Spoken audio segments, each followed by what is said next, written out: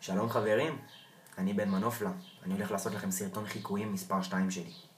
שנתחיל? החיקוי הראשון, ארז מהאח הגדול. ערב טוב אח הגדול באנרגיות חופיות.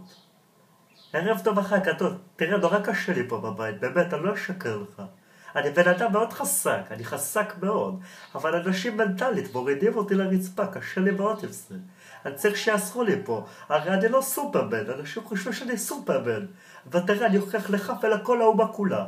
אני אגיע עד הסוף אני אגיע. אני ארז תתרסטרס, אני אצליח.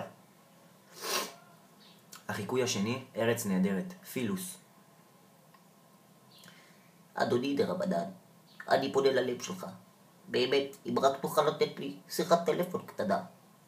אשתי יפה, עשתה תאונה קשה. הרופאים לא נותנים לה הרבה זמן.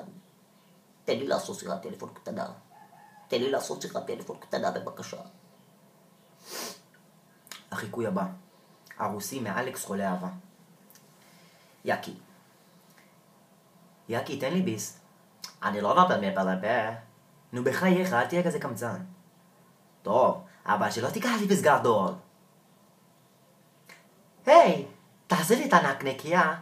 מה זה? לא נשאר לה אפילו חצי. אתה חייב לי נקניקיה.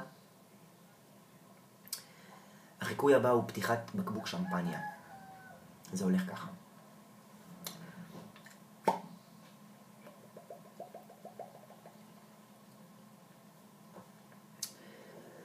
החיקוי הבא, פרסומת של משביר לצרכן. חדש, במשביר לצרכן, בושם ארמני ב-199 שקלים בלבד, ובושם שני בחצי מחיר, מהרו המלאי מוגבל. החיקוי הבא הוא 10 הצדיקים.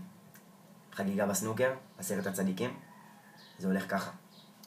מהם היו 10 הצדיקים שנכנסו לגן העדן בעודם בחיים. חנוך בן ירח, אליעזר בן אברהם, בתיה בת פרעה, ספח בן אסר, אליהו הנביא, משיח בן דוד, חרם מלך אסור, אבל למלך כוסי, יבצור נביא, יהושע לבן לוי.